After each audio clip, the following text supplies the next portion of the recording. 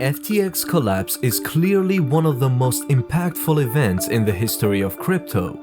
So what's the story behind FTX? How did it rise to power and became one of the biggest crypto exchanges so quickly? What led to its collapse? And what kind of impact will it have on crypto? The story of FTX starts with its founder Sam Bankman-Fried, or SBF. In 2014, SBF graduated from MIT with a degree in physics and started working full-time at Jane Street Capital, a well-known proprietary trading firm in traditional finance. In 2017, after 3 years of trading, Sam decided to quit Jane Street and founded Alameda Research, a quantitative trading company focused on the crypto market. Interestingly, as a vivid supporter of effective altruism, Sam committed to give away his wealth during his lifetime in the most efficient manner. This could have been one of the reasons why he decided to pursue his career in crypto after realizing it can create even greater financial opportunities than his work at Jane Street. The beginnings of Alameda were extremely profitable. Sam with his team noticed a big arbitrage opportunity created by price discrepancies of Bitcoin traded on American and Asian exchanges. The arbitrage allowed the firm to secure early profits and expand its operations into other markets. Having a highly profitable trading firm wasn't enough for Sam, and in April 2019, he decided to launch a new crypto exchange, FTX. This was a challenging task, with hundreds of competitors and top exchanges like Coinbase or Binance already capturing the vast majority of crypto users. It didn't look like there was enough space for yet another player in the exchange ecosystem. After a slow start, the FTX volume started growing rapidly in the late 2020. The growth was sped up by having a good market maker able to supply liquidity to the exchange, none other than Alameda itself. Liquid derivatives market attracted a lot of sophisticated traders and companies looking to hedge their market exposure. To fully focus on growing FTX, Sam decided to step down from Alameda, making two of his close employees, Carolyn Ellison and Sam Trabucco, the co-CEOs. SPF, seeing the FTX momentum, started heavily investing in marketing. From June 2021 to the beginning of 2022, FTX raised a whopping $1.8 billion from notable investors such as Sequoia Capital, SoftBank, and Tiger Global, building more and more legitimacy. The valuation of FTX ballooned in size to $32 billion, making SBF, with estimated net worth of $20 billion, one of the youngest multi-billionaires in the world's history. His lifestyle was also something that created a lot of attention. FTX has been considered as one of the safest and most reliable exchanges of cryptocurrency history, which wants to bring tokens into the financial mainstream. But Sam Bankman-Fried's empire collapsed almost overnight, highlighting the extreme volatility of the virtual currencies. The downfall has sent shockwaves across the market and raised questions over its viability. He has apologized, but that hasn't helped more than 1 million creditors who are now potentially out of pocket. FTX is now under criminal investigation in the Bahamas.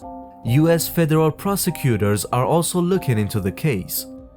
The crisis had brought back memories of the collapse of Lehman Brothers. That's when the downfall of the investment bank sparked the 2008 financial crisis. Billions of dollars have been withdrawn from exchanges and the prices of several digital coins have dipped. Bitcoin fell to around $16,500. It had reached the peak of more than $68,000 in 2021. The entire market's capitalization now stands at $900 billion. That's down from $3 trillion just 1 year ago. Why was FTX so important? If people today want to buy cryptocurrencies, they do so via crypto exchanges, and FTX was one of the largest with $1 billion trading volume. And what basically happened in the end is that FTX was taking on very risky positions. So they basically took the money of clients and also the crypto assets to operate and to leverage business, which in the end turned out to fail. Almost a month ago, in the start of November 2022, the industry feared that something might be going wrong with FTX, and this led to the situation that more and more players withdrew their money, which basically brought them into the situation with liquidity. Liquidity ultimately led to bankruptcy filings of active FTX. On the short term, of course, the development of FTX is horrible, so lots of people and investors lost money. But on the long run, this can also be like a chance for crypto because it doesn't change anything of the fundamentals about crypto.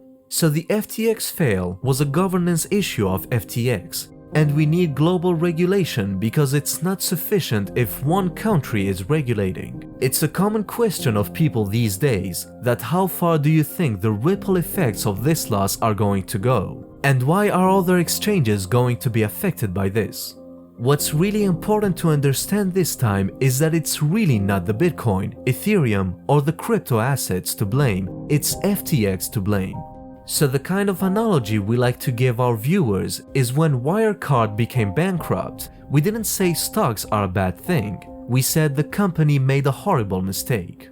There have been a series of setbacks in the market, particularly over the last year. The market capitalization is down from $3 trillion just 1 year ago to $900 billion.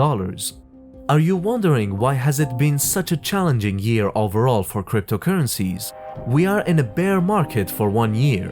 We thought the market was stabilizing and then boom, FTX hits and markets are going down. We have seen similar declines in terms of tech stocks. The main reason why this happens are general macroeconomic reasons, such as the interest rate hikes, high inflation, and recessionary developments that are driving down the prices of crypto assets.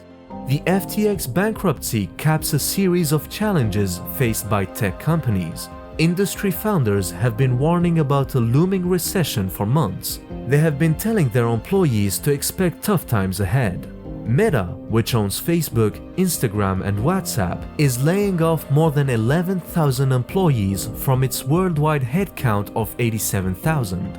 Twitter has cut about half of the staff. Amazon plans to cut jobs too, and the list of companies trimming the workforce is growing.